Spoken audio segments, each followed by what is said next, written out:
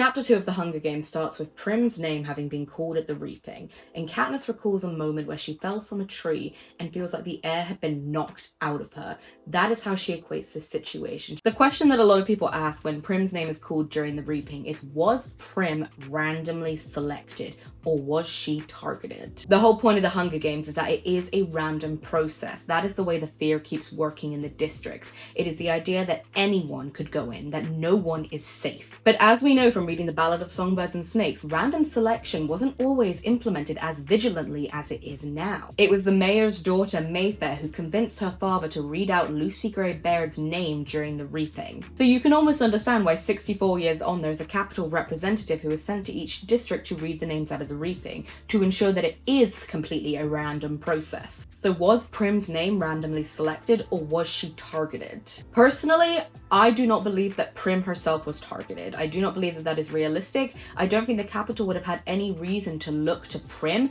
or even to Katniss, because they first of all wouldn't be certain that Katniss would actually volunteer for her sister if they were trying to target Katniss. However, there is this creator called Emily Ann who discusses this theory that it wouldn't be Prim that was targeted, but rather a 12-year-old girl. The issue with something being wholly random is that you could end up with something that is dull entertainment, which is not something the Capitol would want. You could end up with half of the tributes, or even all of the tributes, being 16 years old, all of them from the wealthiest parts of their districts, all of them who have lived a healthy lifestyle, and it would just make for a very same dull game. There would be no dynamic to it. We know that the Capitol prioritizes entertainment and spectacle over everything in the games, and so it makes sense that they would want to ensure some variety in the selection. So in this way, the games are still random, but slightly less so because they're targeting a certain pool of people within a district. But even with that theory, with the Capitol potentially targeting 12-year-old girls in District 12, there was still a very slight chance that Prim's name would be called, because her name was only in once. And I see the back of her blouse has become untucked and hangs out over her skirt. It's this detail, the untucked blouse forming a ducktail, that brings me back to myself. For the first few paragraphs of Chapter 2, Katniss is wrestling with logic and reason in her head, because there was such a small chance that Prim's name could have been chosen, so how could it have happened? She doesn't seem to really want to accept the fact that it has happened. There must have been some mistake. This can't be happening. Hadn't I done everything? One slip in thousands, but it hadn't mattered. Katniss seems quite almost detached from reality in this way, and it is only the image of Prim's ducktail, something so familiar to her, something she's so used to seeing, that brings her back to reality, that fully grounds her in the fact that this is happening, that this is real. And very quickly we get the most famous line in the entire series.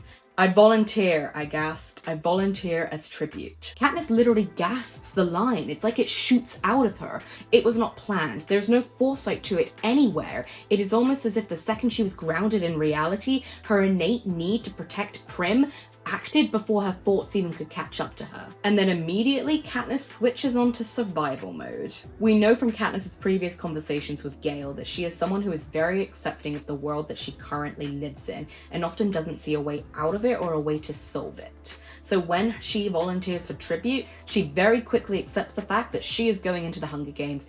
This is her fate. And another aspect of Katniss's survival instinct that we know about from the previous chapter is that after her father died, she would often bury or repress her feelings, only showing them at night when she couldn't help it and when she was screaming for him to run, is that she doesn't want anyone to know how she's feeling, how she's struggling, because she thinks it portrays her as weak. When they televise the replay of the reapings tonight, everyone will make note of my tears and I'll be marked as an easy target, a weakling. I will give no one the satisfaction. Before Katniss has even got onto the stage, before Prim has even let go of her, she has already accepted the situation and is already thinking of what people will think of her later on tonight when they replay the reapings. And bearing in mind that Katniss is not usually a forward thinker, she is not usually a character who plans for the future or thinks things through, but this is not Katniss in her natural state. This is Katniss as prey. Her survival instinct is turned on to the max, and she is acting with heightened heightened senses so that she can best adapt and survive this situation. But what is quite brilliant and also very funny about Katniss's character is that because she often represses her own emotions and has gotten so used to that it's become natural habit for her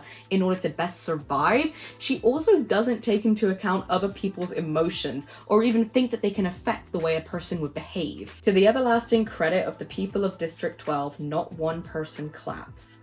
Possibly because they know me from the Hob, or knew my father, or have encountered Prim, who no one can help but loving. When Katniss finally steps on stage, no one applauds her, no one claps, and she recognizes this for what it actually is, which is a great honor. But what she doesn't do, or doesn't even assume, is that it has anything to do with her. She makes the assumption that no one claps because people either know her in passing, or through her father, or because they genuinely love Prim. She does not even consider for a second that the person who is hunting and providing food for a lot of the town, and who would be very recognizable to a lot of people because she trades and engages with the community, would also be loved. She doesn't ever consider that people might care for her. And then the people of District 12 in silence do the famous salute, the three-fingered salute that essentially means goodbye to a loved one. Then something unexpected happens.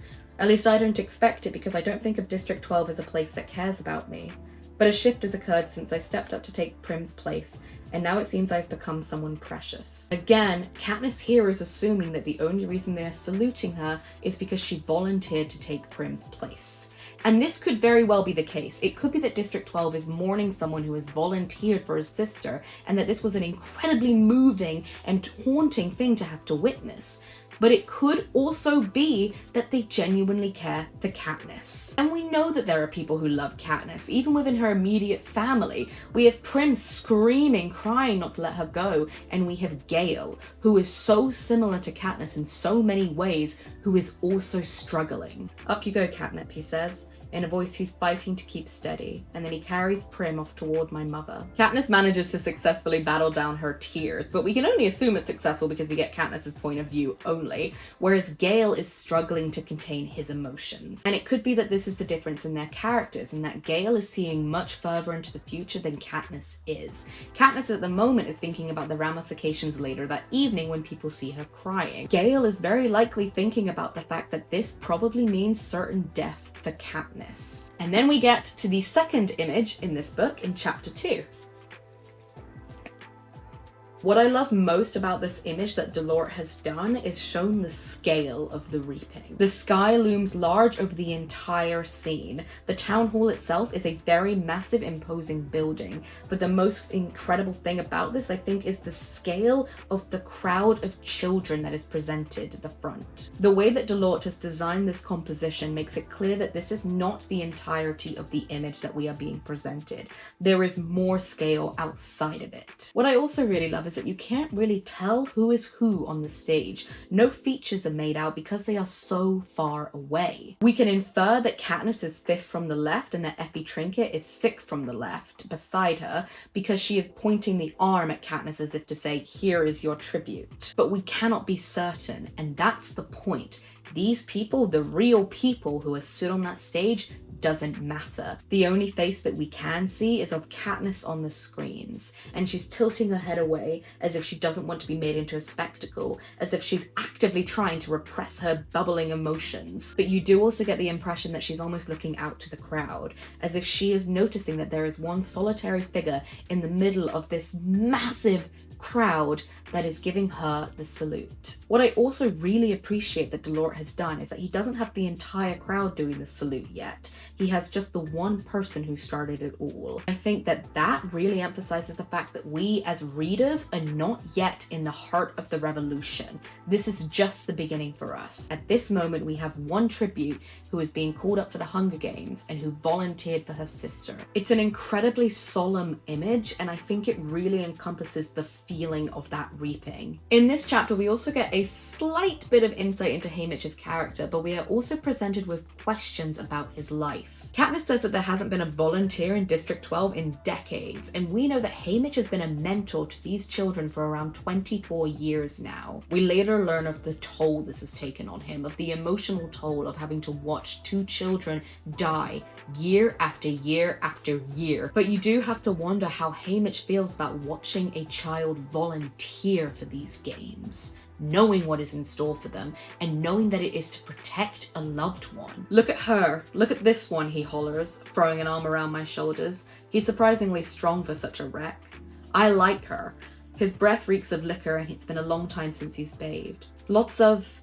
he can't think of the word for a while. Spunk, he says triumphantly. More than you, he releases me and starts for the front of the stage. More than you, he shouts, pointing directly into a camera. It's inferred that Haymitch is often always quite drunk at the reapings, and it's understandable why once we get to know his character a bit more, but what isn't clear is whether or not he actually causes a scene at all of the reapings. But in this one, whether intentional or not, what Haymitch manages to do is to take the attention away from Katniss for a moment and bring it back to him, which is very convenient timing because Katniss admits that in that moment she was just about to cry. What we don't know is whether or not Haymitch did this intentionally to protect Katniss, or if he did it by coincidence and it happened to be very convenient timing. And then the unthinkable happens. The boy's name is called out of the reaping bowl, and it is someone that Katniss knows, someone in her school year. His name is Peeta Mellark. And soon it becomes very, very clear that what Katniss did for Prim was out of the norm, and that Peeta is not as protected by his family as Katniss wants to protect Prim. Effie Trinket asks for volunteers, but no one steps forward. He has two older brothers, I know. I've seen them in the bakery, but one is probably too old now to volunteer and the other won't. But Katniss is truly shaken by Peeta Mellark's name being called at the reaping, and this is because she knows him from an interaction they had years ago. And this is the story with the bread. With this story, we also get more insight into how the Everdeens coped after their father's death and how they became the people they are today. Katniss will immediately go back to her mother and her mother's response to the father's death. Once in a while she'd stir, get up as if moved by some urgent purpose, only then to collapse back down into stillness. No amount of pleading from Prim seemed to affect her. It's interesting that Katniss implies that she herself does not plead to her mother, or never really did plead to her mother. Rather, it was just Prim, which does emphasize the fact that Katniss is oftentimes more accepting of the situation that she is in, and much more cynical about the fact that there could be any hope of it getting better. She simply accepted her mother's depression and tried to adapt to survive and work around it. I suppose now that my mother was locked in some dark world of sadness, but at the time, all I knew was I had lost not only a father, but a mother as well. Katniss has mentioned her mother's sadness numerous times in just these first two chapters, but this is the first time she admits that she understands to a degree what her mother might have been going through. But even with that understanding, it does not overshadow her anger at being neglected and having to take care of herself. She still to this day cannot forgive her mother, probably because the wounds run too deep, but it could also be because even to this day, her mother is not yet caring enough for them. We also get an insight into how Prim responded to their father's death. Sweet tiny Prim, who cried when I cried before she even knew the reason,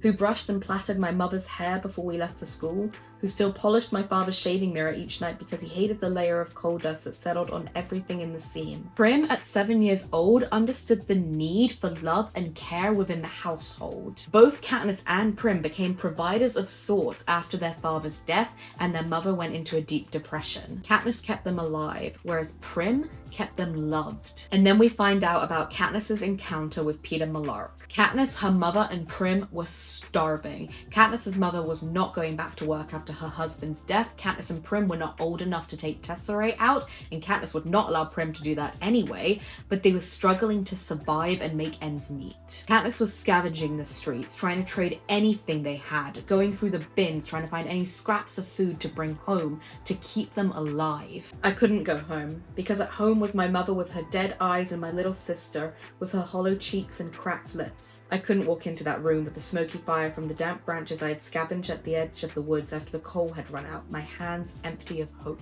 At this point, Katniss is aware enough that she is likely starving to death, and likely that her family is also starving to death, but she cannot bring herself to go home. She would rather die in the streets than go home and disappoint her family. And then Katniss walks past the bakery, and she looks in their bins and their bins are clean, and Peeta's mother comes out and starts yelling at Katniss, and Katniss just kind of slumps to the ground, defeated. She notices Peeta peering out behind his mother, and then they're shouting from inside the bakery and what sounds like a slap, and then Peeta is sent outside and told to feed the burned bread to the pigs. And once Peeta's mother disappears back into the kitchen, he instead tosses the 2 loaves of bread that he burned over to Katniss. And this gesture, giving Katniss this burned bread, saves her and her family's lives. The entire story of the bread tells us these 3 things. Katniss's family had, and may still have to a degree, little to no resources without Katniss hunting and trading. Katniss would rather die alone in the street than disappoint her family, and that Peeta Mellark very likely burned the bread on purpose, knowing it could doom him,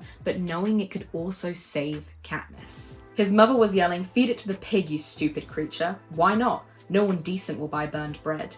He began to tear off chunks from the burned parts and toss them into the trough. Peeta very clearly burned the bread on purpose. This is something that we know for a fact as he confirms it later on. But this little aspect I think gets often overlooked, is that when Peeta burns the bread, the first parts he tries to feed to the pigs are the burned parts. He tries to make the bread as appealing to Katniss and her family as possible while his mother is still watching. The boy took one look back at the bakery as if checking the coast was clear, then his attention back on the pig, he threw a loaf of bread in my direction. The second quickly followed and he sloshed back to the bakery, closing the kitchen door tightly behind him. At the beginning of this, Katniss caught Peeta watching him from behind his mother, but during the interaction with the bread itself, he does not glance in her direction once. This could be for a number of reasons. It could be because he worries that if he pays Katniss too much attention, his mother will start to notice, and then she might come back outside and punish Katniss. He also does not want his mother to know that he gave Katniss the bread. It could be because that if it's known that he did this on purpose, the beating that he gets will be even more severe. It must have been an accident. Why would he have done it? He didn't even know me.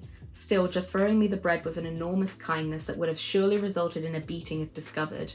I couldn't explain his actions. Katniss may not be able to make sense of Peeta's actions, but we can, especially once we've read the later books. Peeta is very much like Katniss in the fact that he's a protector. He wants to care for people, he wants to protect people, but unlike Katniss, Peeta does not have that internal survivor instinct. Rather, he is so selflessly kind that he would take a beating to ensure that someone does not starve. We also later learn that there is likely a deeper story to this, because we find out that Peeta has been in love with Katniss for as long as he can remember. More than once I've turned in the school hallway and caught his eyes trained on me, only to quickly flit away.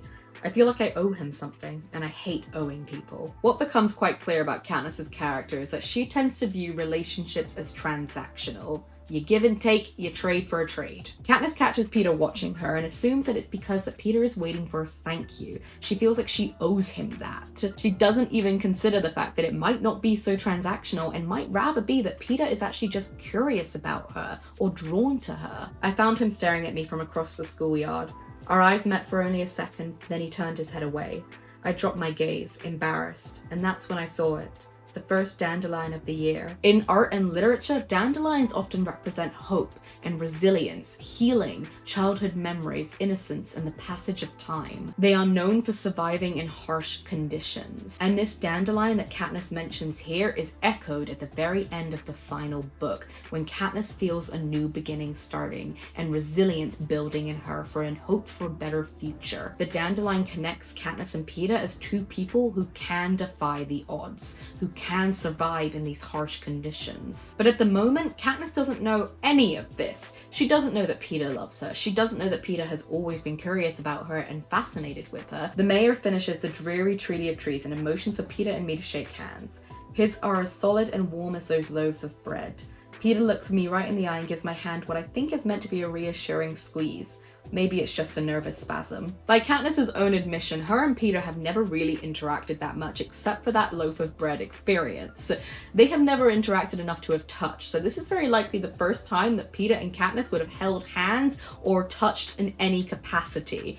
And we know that Peeta has been in love with Katniss since essentially the dawn of time. So this very likely is a nervous spasm of his because he is touching his lifelong crush for the first time in his life. But again, it's very much in Katniss's nature to never assume that anything is to do with her at all. She will catch Peeta looking at her constantly throughout the years and still think that he just thinks that she owes him.